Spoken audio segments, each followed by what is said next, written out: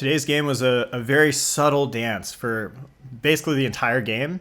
And there were a couple moments, I think one for my opponent and one for me, where we each had an opportunity to win this game. And we're going to take a look at who found that opportunity and who missed it.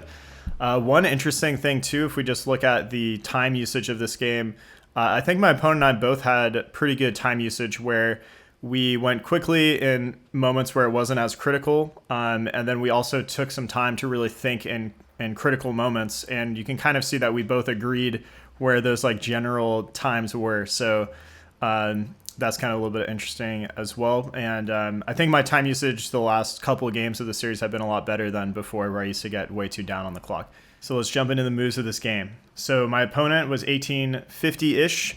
I was like 1828-ish to start this game. I forget the exact number. I'm going to cover up my rating there. Opponent plays King's Pawn, and I responded with King's Pawn because I've been learning the Stafford Gambit recently, which would be knight takes, and then knight out, and then knight takes, and then pawn takes. But a lot of players have been playing d4 in this position, and I don't know this. Apparently this is I think it's Steinitz Attack in the Petroff's defense. I looked it up after the fact with an Igor Smirnov video, and he says knight takes pawn is the best move here, and he showed some good lines there. In this game, I played pawn takes pawn, which is also a valid move. The computer says it's a book move. Okay, opponent goes bishop out, and yeah, they could have hit my knight, which would have been annoying. So luckily they didn't do that. I mean, I could kind of go here, but then they could hit me again. And it's not so good. So yeah, opponent missed this, and instead I played pawn to d5 here. I didn't want to take this knight because this feels kind of sketchy. It feels kind of like a Petroff's where you messed up a little bit. I didn't realize I had pawn d5, so that actually would have made this much more solid. But yeah, the opponent also has queen takes pawn here, and we come back, and I mean our opponent is just like way more developed than us, and this is not how I like to play. I mean, I guess I can castle somewhat quickly, but I guess when I go knight out, it comes with a tempo. But it does feel a little bit dangerous. So yeah, I went pawn d5, and they recaptured. And here I'd expected to recapture, but then I realized, like, actually, maybe I can hold this pawn somehow. So I went pawn to c5 with the intent that if they play en passant, I recapture with the knight, and the pawn is now defended.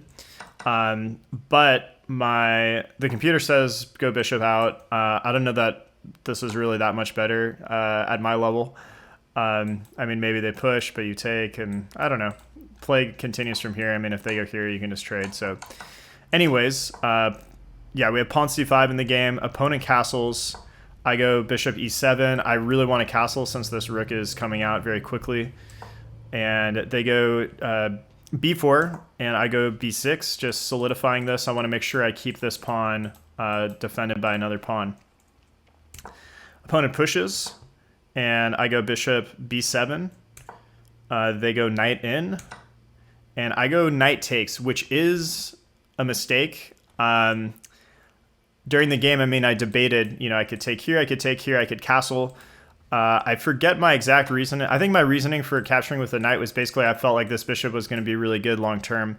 But for short term reasons, having the knight here was problematic because basically white has a lot of pressure on f7, and they found a really nice move here, which I didn't consider at all. So they went queen h5. And all of a sudden, I mean, they're threatening, yeah, that would be mate. They're threatening mate on the move. I was planning to castle anyway, so that's what I did, and that does solve the mating threats. But this knight is now pinned forever, basically, because if I move the knight somewhere, then they can take, and then take. Let's just show that. So if they like make a move, I go here, check. I can't do this because they could take with knight, or actually I can't take with knight because of pawn up. But yeah, they win material here. They have a big advantage. So it would have been better in this position to be a little more flexible in my thinking and realize that there's a lot of pressure here. But it was also, I failed to do this because I didn't do this because I failed to see queen h5 in this position. So anyways, play continues from here. I castle. The opponent goes knight c6. I guess trying to get on an outpost here. They're also now threatening to win this knight with the double attack here. So yeah, it's getting kind of complicated now. So I had to decide, do I take with the knight or do I take with the bishop? And I thought here for a long time, I think. Yeah, I thought for like 2 full minutes.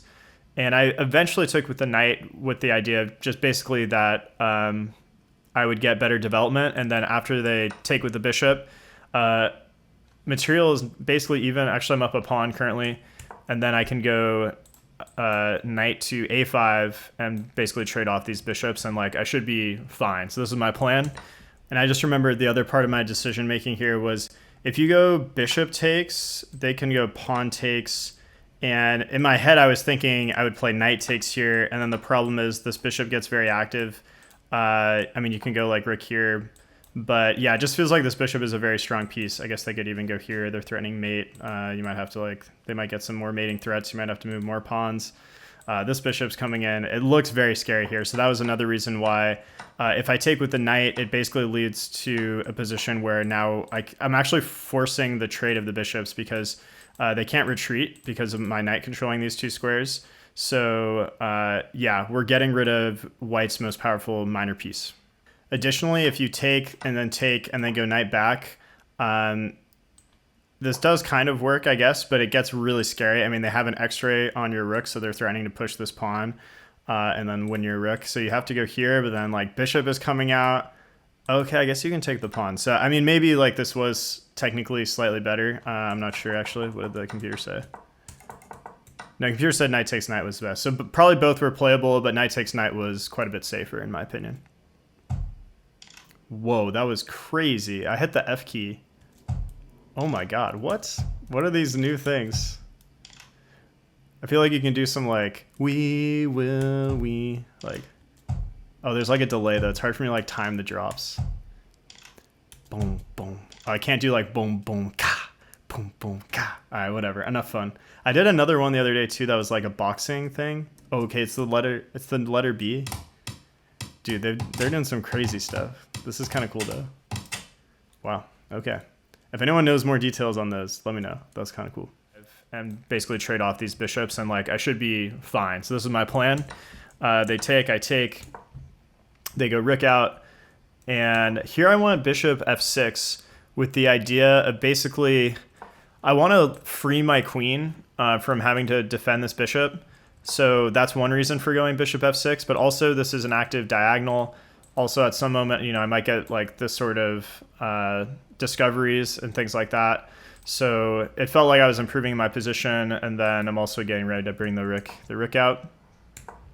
So yeah, play continues from here. And this is like the standard stuff, guys, of like, you know, you're just developing your pieces, fighting for the center, trying to make your pieces active. That's like, you know, every game of chess. And I really noticed in this game too that, you know, it's been a lot of subtle dancing here where like, I think now I am starting to get like higher level, and I'm starting to feel that in these games. And yeah, this game I think kind of showcases that, where it's a lot of like, this was a lot of subtle maneuvering. Like even here, for example, so they go rook d1, and I realized that c3 is actually very strong here, because if I just do like a normal move like this, they can go c3. I guess I can push, but I was thinking like, oh, now I can't take because of the pin on my queen. I guess maybe push is good though. Yeah, they say this. So I didn't really think this through all the way in the game, but this is why I played queen to c7 to get off of this file. So now if they play c3, I can actually just take, and that pawn would be defended. So they can't play this right now. And here they are trying to activate their knight, get their knight in the game. So knight c4, and then we have rook d8. Same thing. I'm just trying to like get the rooks on the active files here, and my plan is to hopefully at some point make a pass pawn here and just keep that momentum going in that direction.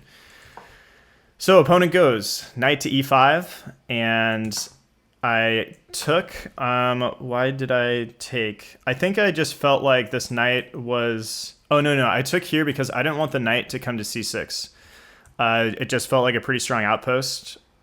In retrospect, I guess like I can always kind of trade it off, and actually maybe I could have even gone knight a5 here. I don't know if that makes sense to put the knight on the rim there, but that's why I took, because it just felt like the knight was getting pretty powerful.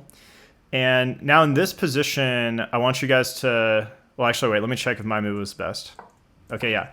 Okay, yeah, so my move was best. So in this position, I want you guys to think about what white's next move or two is going to be and how can we prevent them from getting like a really strong position. So I play a move here that I think is actually kind of crucial, even though it looks very subtle. So go ahead and pause the video if you want to take a crack at it.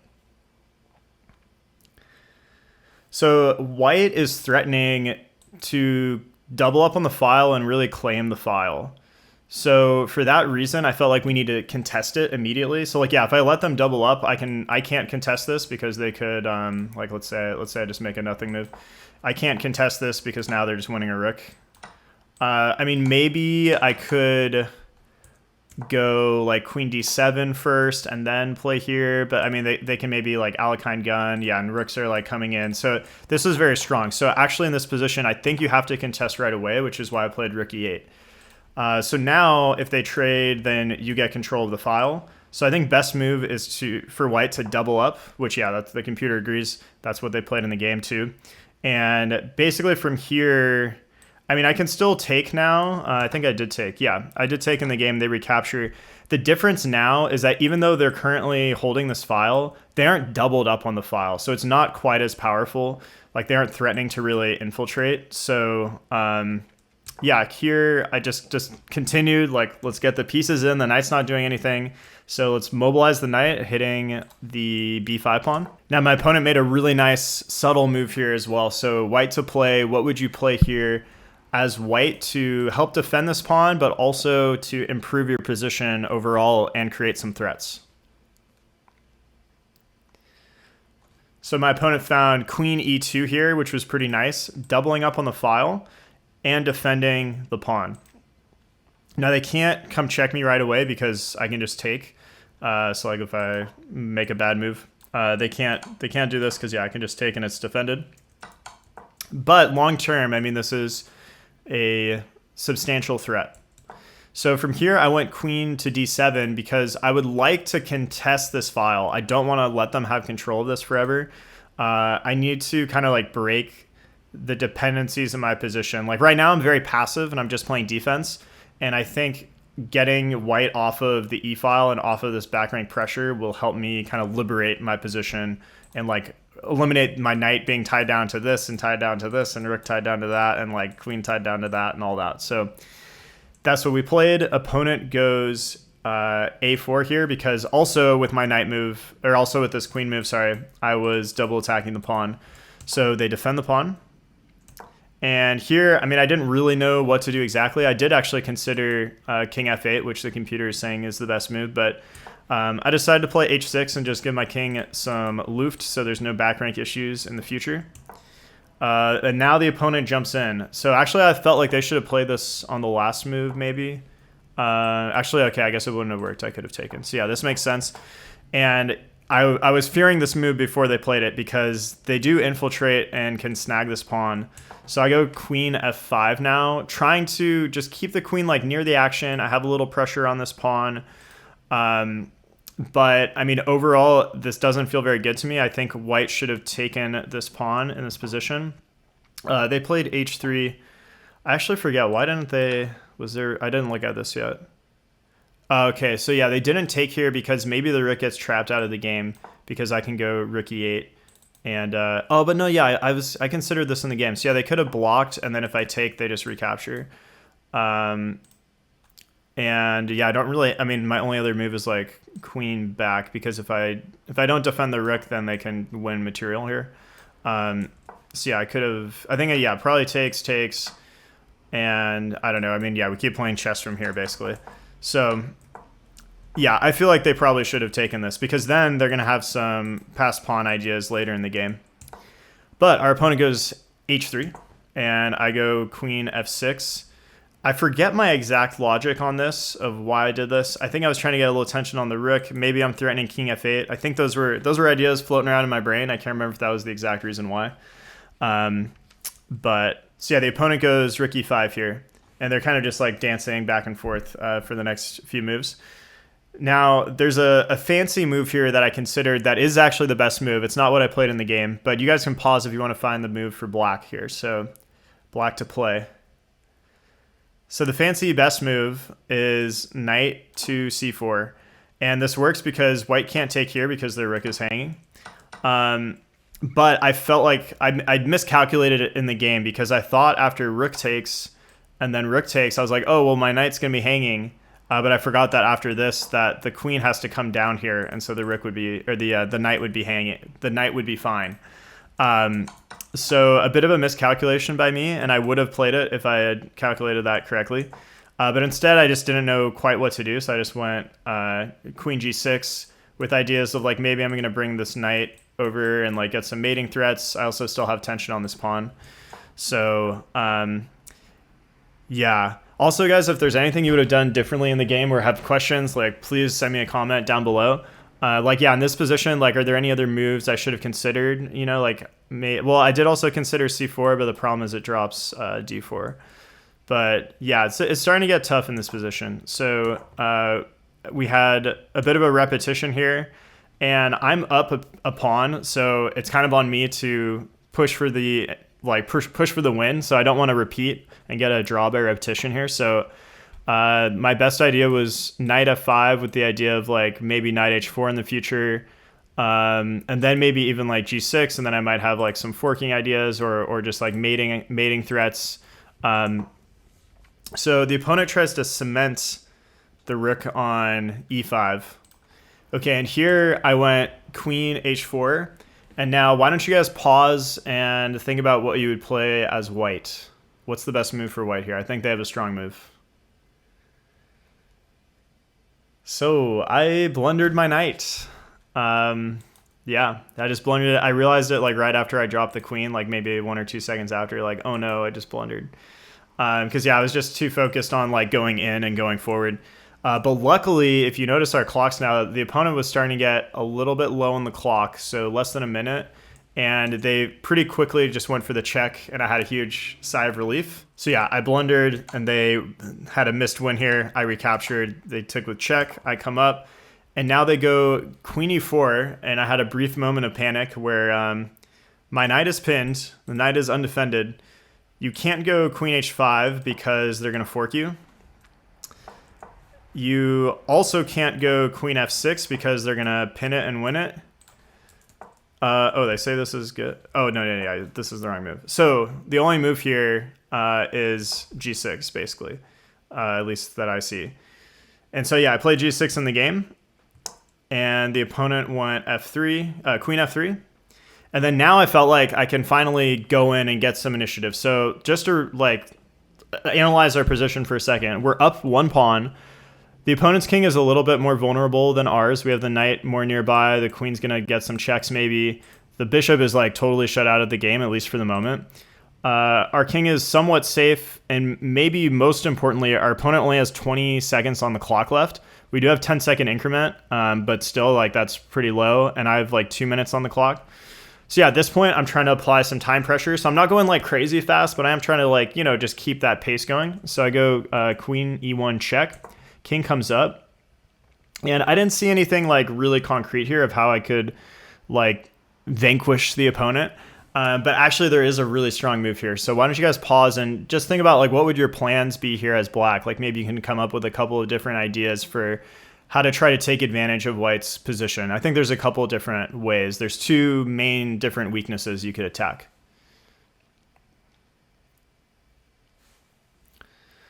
So what I played in the game was queen b4, basically just trying to antagonize this bishop, which is out of the game. I think maybe even queen b1 would have been stronger because now we're on all of these. Although, yeah, queen... The problem is queen does come in at some point. But as black, I mean, your king is safe. You just need to be careful of perpetuals, which like maybe you do run into here because like, let's see, check, come up. No, so yeah, they kind of run out of checks. And then if they go bishop here, yeah, you can take this pawn, and you know you're kind of infiltrating. So I do feel like that was a good move.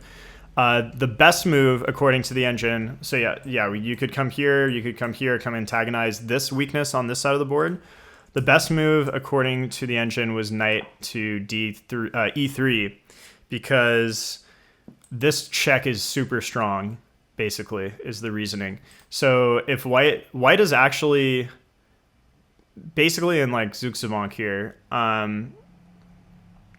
they're going to get like almost mated if they do nothing. So like, let's say they move the bishop. We have check.